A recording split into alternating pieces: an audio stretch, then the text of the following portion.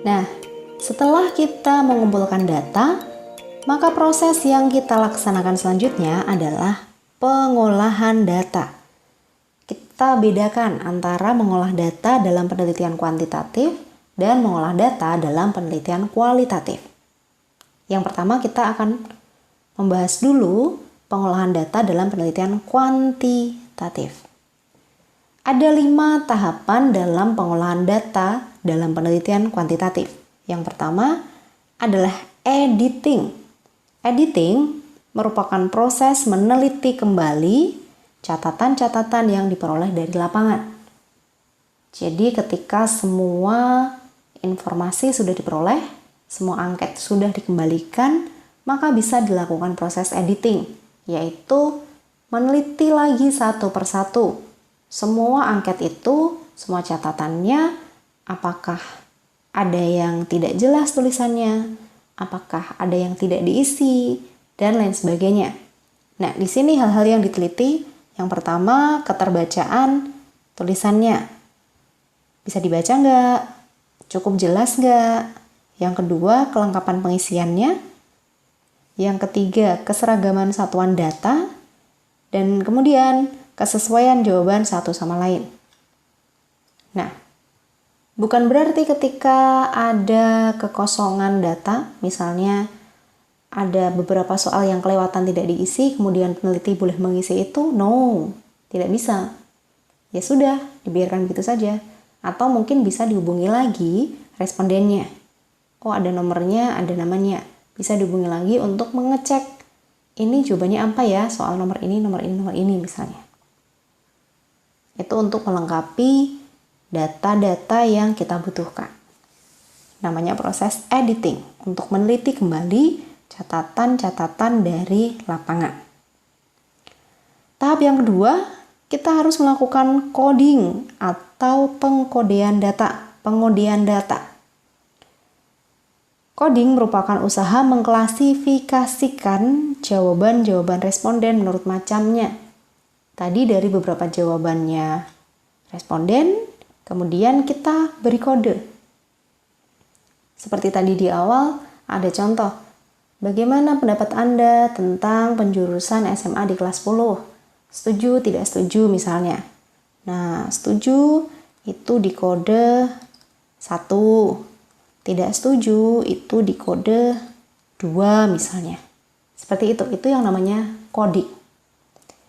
Kemudian tahap ketiga adalah tabulating atau tabulasi data, yaitu memasukkan data yang sudah diberi kode ke dalam tabel-tabel dan mengatur angka-angka sehingga dapat dihitung jumlah kasus dalam berbagai kategori yang telah ditentukan. Dari hasil coding ini tadi, kemudian kita buat datanya, kita buat tabelnya, kita buat tabel, kita masukkan sesuai dengan jawaban dari respondennya. Nah, ini yang namanya tabulasi. Oh, responden nomor ini jawabannya ini, responden nomor ini jawabannya ini, dan seterusnya. Seperti itu. Tahapan yang keempat adalah analisis secara statistik. Bisa pakai distribusi frekuensi, tendensi sentral, maupun analisis-analisis statistik yang lain. Dan yang terakhir adalah generalisasi atau pengambilan kesimpulan. Dari proses analisis statistik tadi, kemudian kita simpulkan. Itu merupakan proses yang terakhir, proses generalisasi. Berbeda prosesnya dalam penelitian kuantitatif. Kalau dalam penelitian kualitatif, pengolahan data itu cuma lewat 3 tahapan, yaitu reduksi, penyajian data, dan verifikasi. Kemudian, pengolahan data ini sifatnya sirkuler. Apa itu sirkuler? Sirkuler artinya bisa diulang. Jadi harus ingat ya, kalau dalam penelitian kuanti, angket itu dikumpulkan semua dulu. Setelah angket disebar, dikumpulkan, kalau sudah terkumpul semua, baru bisa masuk ke proses pengolahan, editing, coding, dan seterusnya. Sedangkan dalam penelitian yang kualitatif, itu sifatnya sirkuler. Jadi kita mengumpulkan data, kemudian direduksi, kemudian kita ke lapangan mengumpulkan data lagi, kemudian direduksi lagi, itu boleh. Makanya namanya sirkuler. Nah, lalu apa sih itu reduksi? Reduksi merupakan proses menyederhanakan dan mengkategorisasikan data yang diperoleh dari lapangan. Bisa berupa rekaman wawancara, catatan lapangan, hasil pengamatan, dan lain sebagainya. Itu direduksi. Mana sih data-data saya, mana sih yang saya butuhkan, mana sih yang tidak saya butuhkan, itu merupakan proses reduksi. Yang kedua ada penyajian data, berarti hasil reduksi tadi kemudian disajikan. Dan yang ketiga, verifikasi atau penarikan kesimpulan.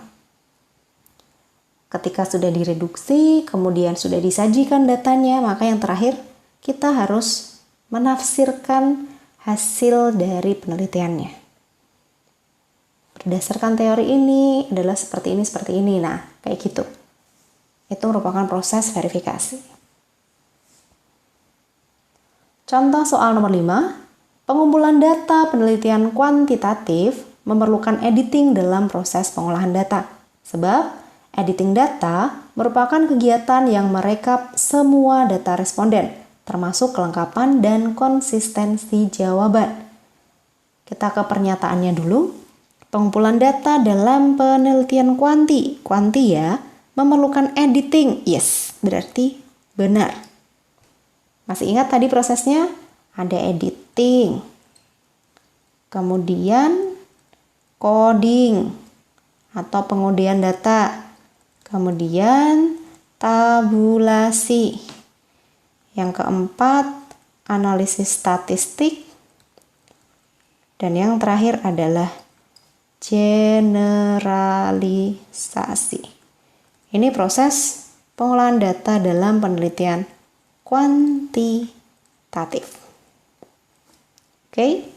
Editing data merupakan kegiatan yang merekap semua data responden, termasuk kelengkapan dan konsistensi jawaban. Ini juga benar. Editing itu proses untuk meneliti kembali catatan-catatan yang diperoleh dari lapangan. Pernyataan benar, alasannya juga benar. Apakah ada hubungan sebab akibat? Ya. Jawabannya A. Subbab D, penyusunan laporan penelitian sosial. Ketika penelitian sosial sudah selesai dilaksanakan, sudah selesai dikerjakan, maka yang terakhir adalah harus menyusun laporan penelitian sosial. Kenapa? Karena ini sebagai bukti bahwa penelitian sosial itu sudah selesai dilaksanakan. Laporan penelitian merupakan dokumen yang sifatnya tertulis sebagai media komunikasi antara peneliti dan pembaca. Pembacanya luas ya, bisa kalangan akademisi, peneliti lain, siswa, atau masyarakat secara umum. Sebenarnya antara laporan penelitian kualitatif dan kuantitatif itu ada perbedaannya. Tetapi di sini kita buat garis besarnya karena garis besarnya memang mirip. Susunan laporan penelitian itu seperti ini. Yang pertama ada bagian awal atau bagian pendahuluannya. Bagian awal itu ada halaman judulnya, kemudian ada kata pengantar, ada daftar isi, ada daftar tabel, daftar gambar, daftar grafik, kemudian ada abstrak. Abstrak ini adalah intisari dari laporan penelitian. Jadi ketika teman-teman membaca abstraksi atau abstrak penelitian ini, maka teman-teman sudah dapat gambaran keseluruhan penelitiannya. Karena di situ memuat semuanya. Dari metodenya, lokasinya, datanya bagaimana, hasil penelitiannya apa, kesimpulannya bagaimana. Itu semua ada di abstrak. Nah, ini baru bagian awalnya, baru pendahuluannya, belum masuk ke isi.